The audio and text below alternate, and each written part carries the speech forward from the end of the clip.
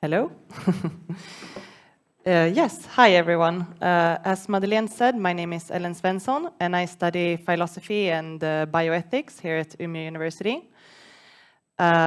Joining us will be Amanda Björksell, who was the Swedish Youth Representative at COP26, and she has also worked with UNEP and been a part of all the UN negotiations of environment, biological diversity and climate.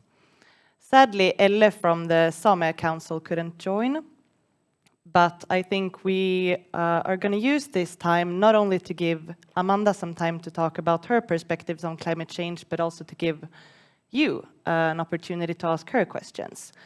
I think so far the conference has been extremely interesting, but it's also a great purpose to share thoughts and questions and experiences. So if you have any questions during this conversation, please raise your hand and we will pass you the mic. Hello, Amanda. Hey. Hey. Thank you for joining us. Yeah, we hear you. Thank you. And thank you for the wonderful 2 days. It's been really inspiring to listening to you.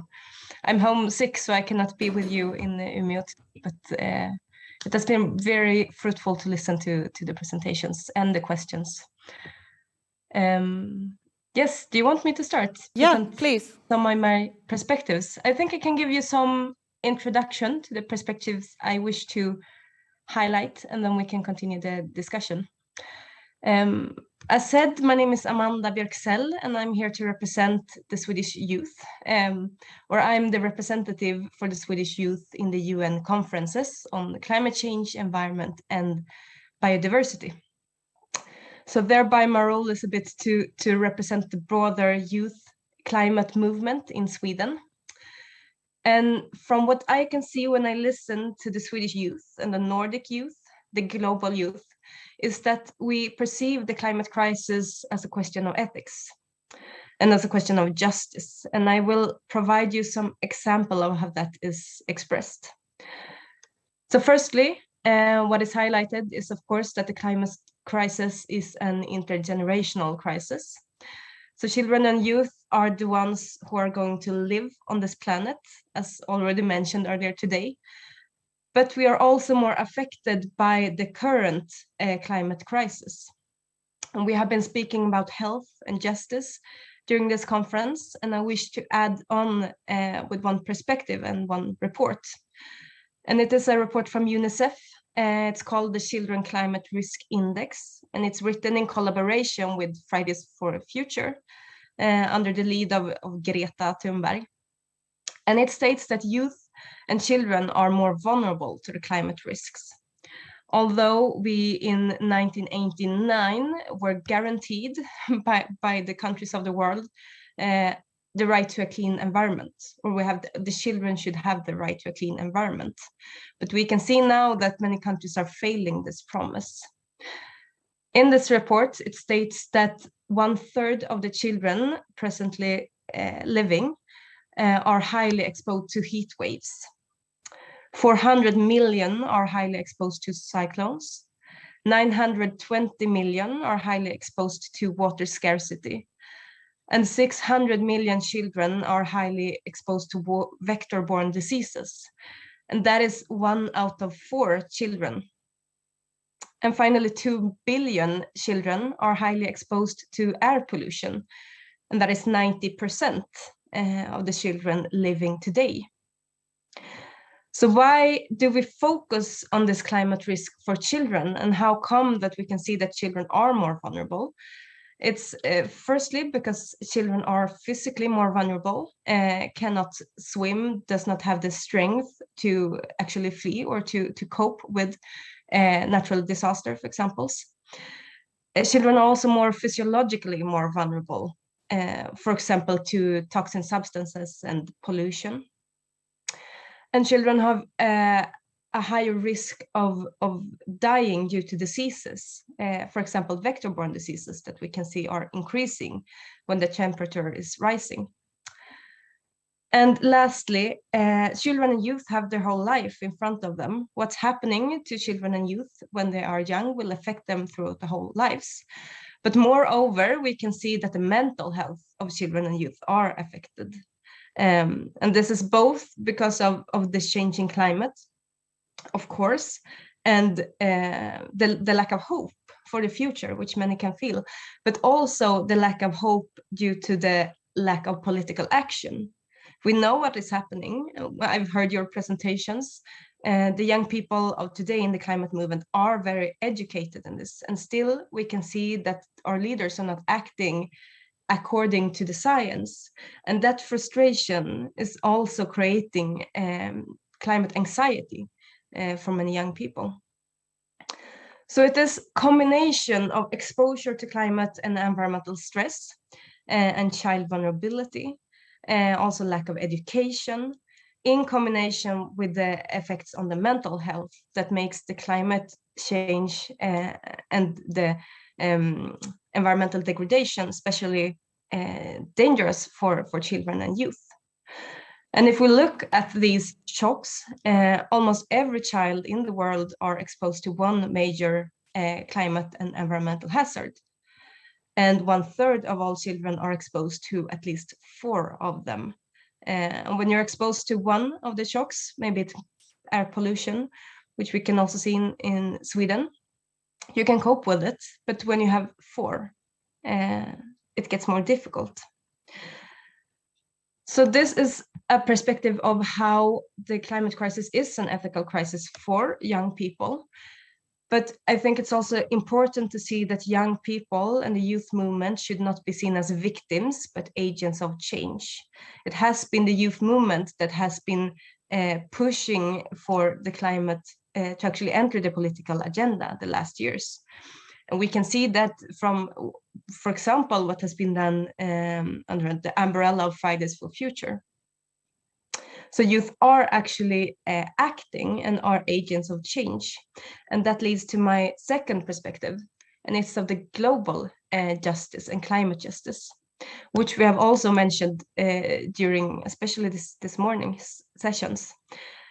And why I wish to highlight this is because this is the most important topic for the young climate movement of today, both in Sweden, within the Nordic countries, and globally. Because for youth, it's more and more clear that the climate crisis is a crisis of justice between the global north and the global south. And moreover, that the climate crisis must be seen through an intersectional lens, also in Sweden. Because what we have seen the last years is that the young climate movement is looking at climate justice on a national level, highlighting, for example, the conditions for young Sami people, and how racism and the climate crisis is interlinked. So the climate crisis is, for the youth movement, really a crisis of justice.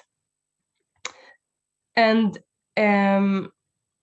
to sum up and to open for also the discussion, I think that, and I wish to add on what was said this morning, is what I can see within a young climate movement is the need of a new story. Like we search for a new story, a new way of perceiving nature, and mostly the human role within the ecosystems. We can see that young people are mobilizing for the rights of nature. For ecocide, we can see that young people of faith are mobilizing and using their religion as an incentive to act for climate justice. And for me, that sums up to a need for a new way of speaking about nature and the climate that is more when human beings are more interlinked with nature, and when we don't perceive it as something we can use for our own goods. And this is something that's really visible within the climate youth movement, and that also adds on to this ethical perspective on climate change. It's not about the numbers anymore. It's about how we perceive us as human beings and in relation with nature. Thank you very much. I think it's interesting what you say at the end, that it's also about a lifestyle change, if I understand you correctly. Not just talking about numbers, but about how we see nature and how we live with nature. Do you think that is something that is kind of hard to integrate in the work, or that is hard to communicate? Do you feel like there's a generational discrepancy in between, like, the youth or the adults at the conferences when it comes to lifestyle changes? Yes, of course. I think that many youth are more eager to, for example, stop eating meat, becoming vegetarians, to make more radical choices, maybe. But I can see that there is a lack of a view of nature, which is visible, of course, in many generations, but is highlighted by the young people. So not only talking about, okay, how can I consume in another way? How can I travel in another way? But how can I perceive what I am consuming in another way? How can I see myself as part of nature, and not a consumer? Why do you think I don't know if yeah, why do you think that is, that there is this generational difference?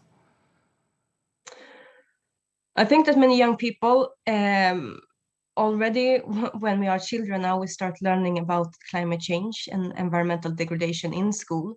So we are we have to be exposed to this knowledge from our early years, and that is a different. Just when I was younger, when I was 10 or 11 years in school, we did not speak so much about this topic, but we do now.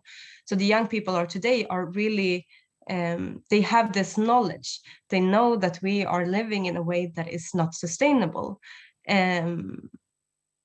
But and then, of course, many young people want to act to see a difference. Many people are also feeling climate anxiety because nothing is happening. And then lifestyle choices can be also more easy accessible for young people. If you are, for example, not able to vote, when you maybe don't have like a position of power within the society, what you eat and how you travel and how your family are living and traveling might be easier to change. Yeah. And was that something that was discussed on the UN meetings that you went to, also this approach of lifestyle, of what individuals can do? Yes, of course. But I think there's also a balance. I think that when we are on these international conferences and when we talk with the governments and the people in power in every country, I think it's also very important to talk about what we can do on a more on a higher level or a more systematic level, to show, because I think that if not only the very like climate, the ones who are really engaged in this topic should change their way of living, then we need incentives from our governments. So during these meetings, of course, we have to focus on providing these incentives from the governments. But what I can see during the last COP, for example, is that we talk more and more about the climate crisis as an existential crisis. And we can see these notions of ecocide, for example, during the Stockholm Plus 50 conference. Ecocide was a very important topic, also for the young people. We can see some countries using rights of nature or buen vivir in their nationally determined contributions or in their argumentation within the global negotiations on climate change. So we can see that our words entering, which tries to provide some other perspective on the human nature relationship. And these are often also used by the youth movement. The youth movement talks about climate justice, about ecocide, about rights of nature. Because, and I think this is my personal opinion, but I think it's because it provides another hope for the future, but also another narrative. Yeah, do you think that the shift to talking about climate justice and using these different words or these very specific words, does it help change the discussion at these meetings? That is the challenge, I think. Because what's happening outside the meetings, what's happening on the streets, is not always transferred into the negotiations. What we could see in Glasgow was the largest climate manifestation or climate strike that we have ever seen during this kind of conferences. But but it does not always reach into the negotiations because the negotiators are too busy sitting in their meetings, and they do it 24 hours basically a day and night. So there is a challenge in communicating what is demanded by the young people and civil society to the negotiators. So of course we can see that some of these concepts are being used within the negotiations, but the question is, how can we see any action coming from this? Because then it is about, for example, the question about the topic of climate justice is often a question of finance and climate finance, and that is difficult. So I think we still lack that transferred to get those words used by the civil society to actually be transferred into actions within the negotiations. The focus of these lectures have also been health perspective on climate change. Was that something that was discussed at the conference? I cannot say that I've heard the health perspective being highlighted during the conferences. Or when we talk about health, it's more of a question of survival, I think, also from the youth movement. But when we actually look at the numbers and when we see, when we see the effects of climate change, we see that young people are affected, young women are more affected, and young LGBTQI people are also even more affected. So of course we can see that young people are affected, but I think that discussion is not really taking place in this international meetings. Yeah, which is strange because, as you were saying, also you see this as also a mental health issue for the young generation. There's climate anxiety, and there's people being worried and affected both physically and mentally. Why do you think that is, that it's not then discussed at these big meetings? Because it's difficult, because it's not about numbers or mitigation or carbon credits or finance. When we talk about the mental health in relation to the climate change and climate anxiety, that has to do about, I think, that we see a lack of action from our leaders. And that is something that is difficult, I think, to actually discuss. We can see that some actors are giving this more and more attention, especially NGOs. We can see that it is a discussion in Sweden, climate anxiety, for example. But I think it's complicated to get those perspectives into the negotiations. I want to rotate back a little bit because we have touched both today and yesterday, and you spoke as well about the kind of both the individual, the corporate, and the political responsibility for these climate changes and the need to act on them. Do you think that those discussions usually become like an either-or type of situation, or is it something you see as more should it be more integrated into the discussions? When we ask the young civil society of Sweden, who's responsible for tackling the climate crisis, it's often a mix, or the answers are often a mix of that. It is like the state, the government. It is also the individual, but that is more like a second part of the process, and also the business sector. So you can see that people think that the business sector should take more responsibility, but they also think that the government or the state should set the frames for making this possible. So of course the political level is very important in this topic, but what we can see now in Sweden, for example, is also the business sector actually demanding higher or more focus on climate and mitigation. So I think it's a difficult question, because many young people who are engaged in these questions are, of course, doing a lot when it comes to lifestyle changes and talking with other people and try to influence. But I think also to see that something is actually happening, you have to advocate and work on a more political level as well. Yeah. I will ask a last question, and then I will try to pass the word to some of our audience. What two factors do you think would be the most important to keep in mind when trying to approach the climate changes? What two questions? Oh, no, maybe like factors. I don't know. Do you think it's more about just reducing emissions? Is it about lifestyle changes? Is it about something else? I think that if we should look at not like actions, I think that if we are to move further in this discussion, if people should actually understand why they have to change, we have to understand how dependent we are on nature and on the environment. So I think that we need that perspective of who am I in relation to the environment? Is the environment something I visit every weekend? I go out in the forest and try to find some blueberries, or can I perceive myself as part of nature in another way? So I think that is an important issue, and that is also linked to the natural resource management, for example, and the agricultural sector.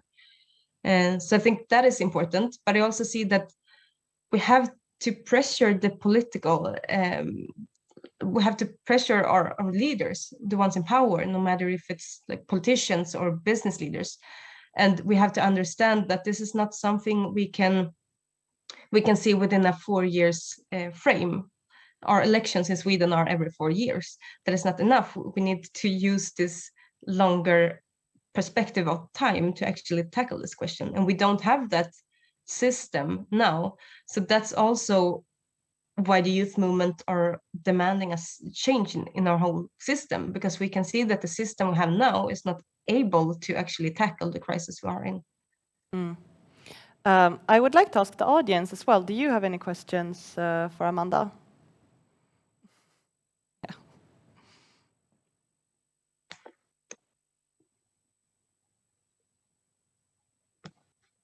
I don't need to post. No.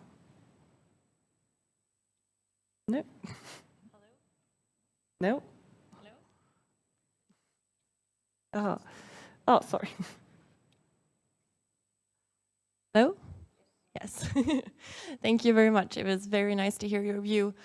And I'm quite young myself, and I share your view of the situation, and I recognize a lot of my friends and people around me with the same values. And then we just had the election quite recently, and I don't remember the numbers, but I was quite shocked by the number of first-time voters who voted for a party that has a very, very non-ambitious plan for the environment. And I know was what I was voting for, but I thought also, based on what you're telling, that we had a bigger community of young people who wanted something else. And also in the school election, we could see the same tendencies. That party got a very high amount of votes, which has puzzled me for the last week very much. And I'm wondering how can it happen that we have this very active debate on one hand, and then this very non-active actions on the other hand? Do you have any thoughts about that? I have also been thinking a lot about that topic, and I can see that we have had the problem before, or the problem is not really a problem, but that young people who are really engaged in the climate movement, who really seeks the system change, are not maybe they are not voting at all, because we see that no one is actually doing enough, so then they don't want to vote at all. So that has been an issue. This year we saw more of a mobilization within the young climate movement. We could see articles, and in debate, for example, they're more active.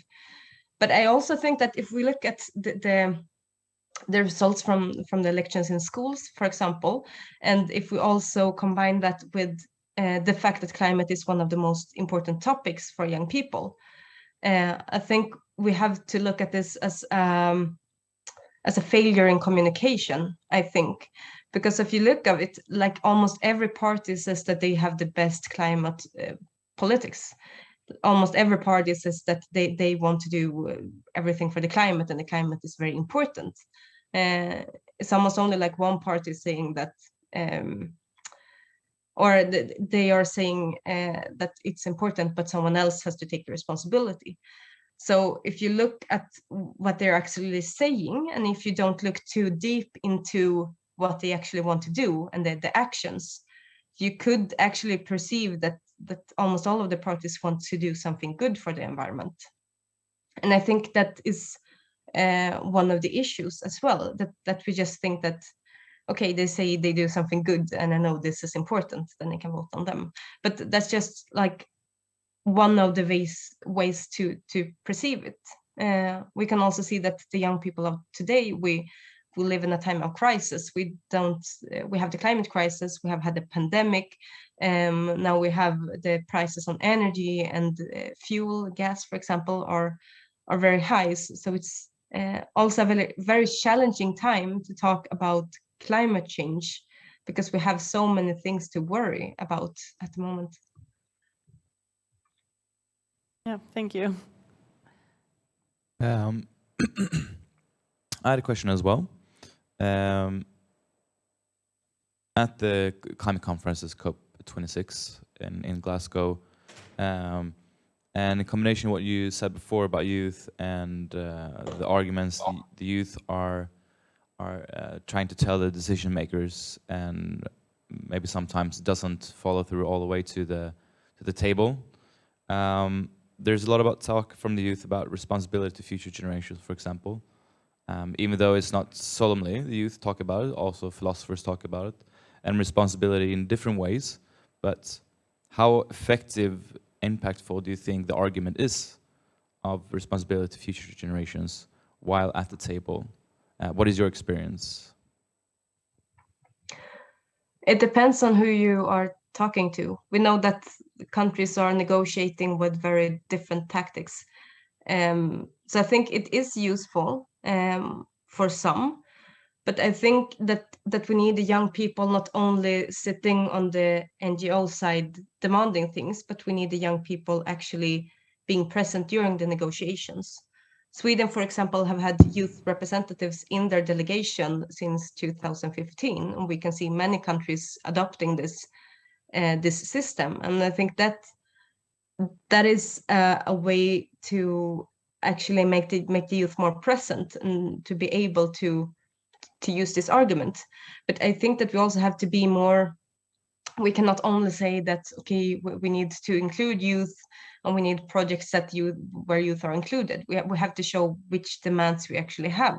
Not only this is about our future, but okay, if this is about our future, then we need to, for example, if we look at the fossil fuels, if this is about our future, we can not only reduce our use of fossil fuel, we have to stop using fossil fuels.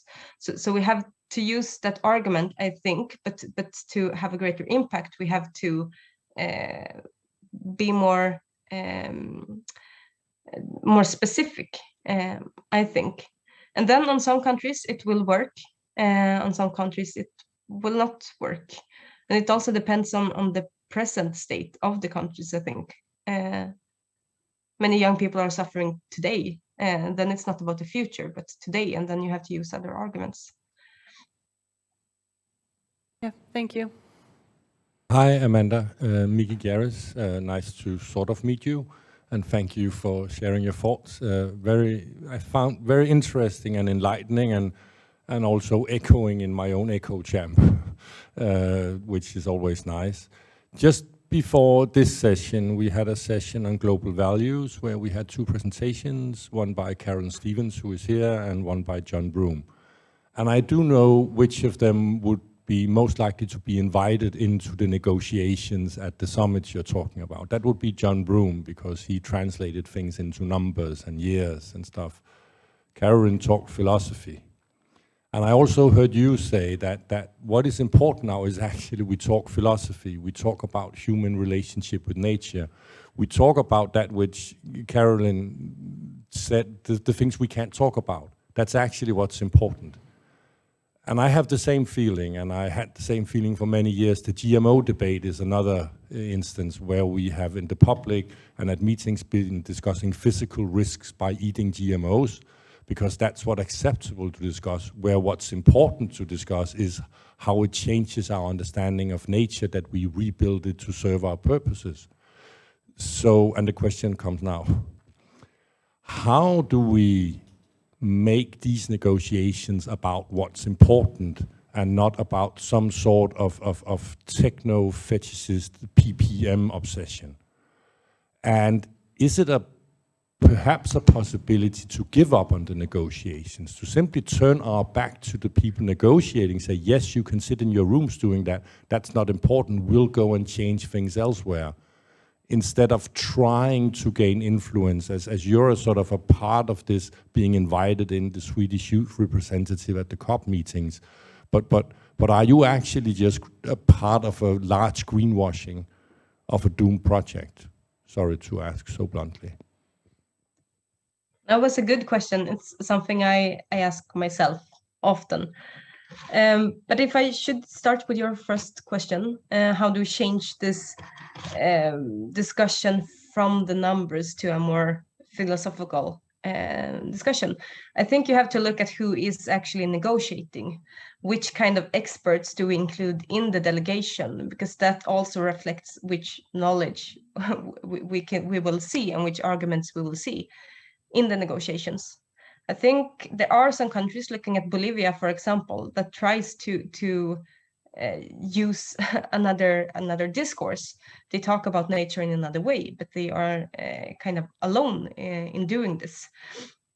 So I think we have to look at who is actually on the table and who are we listening to, actually, also when it comes to the national delegations. Do we talk with our religious leaders, for example? Is our lead negotiators talking to the civil society? Are the negotiators talking to universities and science, also more social science and so on? I think that can also actually affect the negotiations, because the ones who are negotiating now are experts on the numbers and carbon markets. Of course, we will negotiate carbon markets. So I think that is one of the issues. And then looking at the other questions, are the negotiations important? Should we keep doing it? And is it just greenwashing? I think that the negotiations are not doing enough at all. They are always frustration and disappointing, because they cannot respond to our demands. They cannot respond to the actual climate crisis, because the countries are bound to negotiate within the frames set by their politicians. And I think if we perceive the UN climate negotiations as the thing that will save this world and stop the global warming, I think we have to rethink that idea, because I think what's happening outside the negotiations, when the industry, when the business sector is actually starting to act, influenced by the negotiations, or when we can see that the civil society is mobilizing, that is when we can see also action. So I don't think that the negotiations are not necessary. I think that maybe we don't need to fly so many people to one place 2 times a year to negotiate. But I still think that they can set the frames and push the least ambitious countries. But I think that we have to, maybe we should not expect that the negotiations will change. They cannot change our current economic system, for example. They cannot change the system we live in. And of course, I think that being a young person in the delegation, of course, it can be seen as youth washing or greenwashing. Media is they tried during COP26 to build up a conflict between the young people in Glasgow sitting at the table and the young people outside in the manifestation and demonstrations. But what I can see is that we want the same thing, and young people have to be everywhere. We cannot afford to lose one of these arenas to highlight our demands, because the COPs are still important and are regarded as important arenas, and then we have to be there.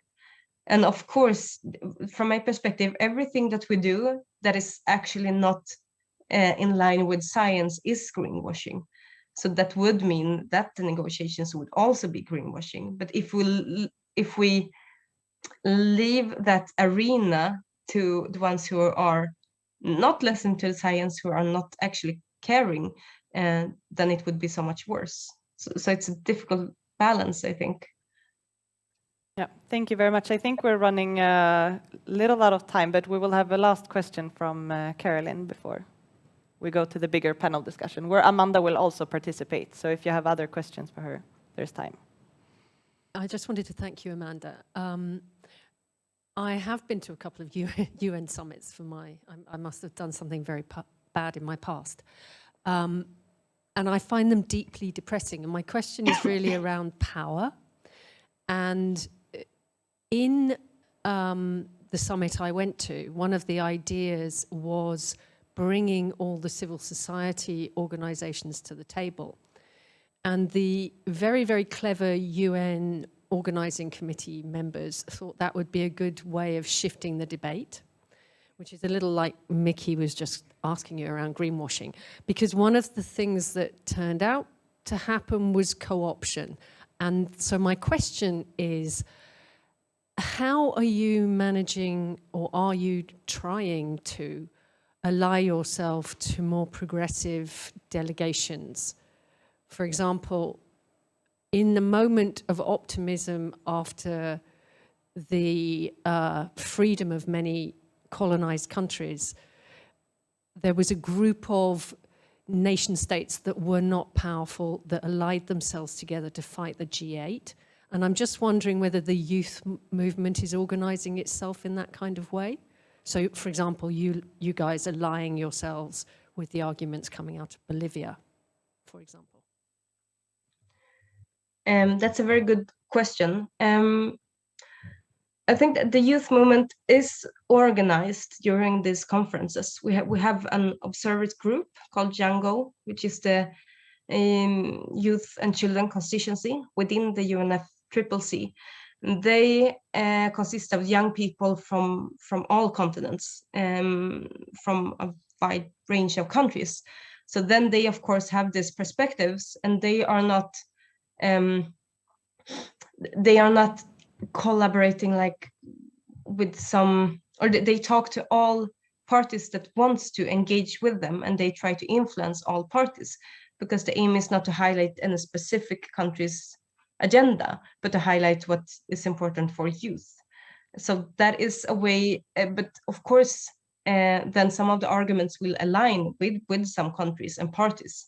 And then during the negotiations, of course, when you try to lobby as the youth constituency, of course, you talk to the delegations and the negotiators that you know will try to advocate for the same thing as you. Because the young people, when they are younger, for example, this youth constituency cannot speak during the negotiations or propose any, or rather they cannot propose any text. So then you have to go via a delegation, and that you can do, and then you try to collaborate with the parties that are aligning with what you want, of course. But then my position is as a youth delegate in the Swedish delegation. So I'm a part of the delegation, and I have to represent Sweden, which makes it a bit more difficult for me as a person to collaborate with other delegations, because then it's perceived as Sweden collaborating, not the Swedish youth collaborating. So in a sense, it's a bit more tricky in that position.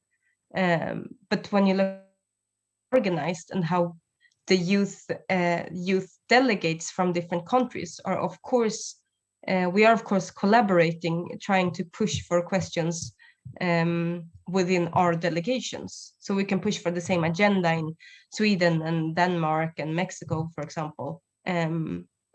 but that is because we collaborate before the negotiations.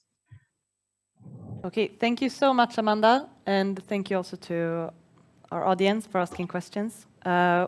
You should stay on the same link online, and we will move on to the panel discussion with all of the speakers. Thank you very much.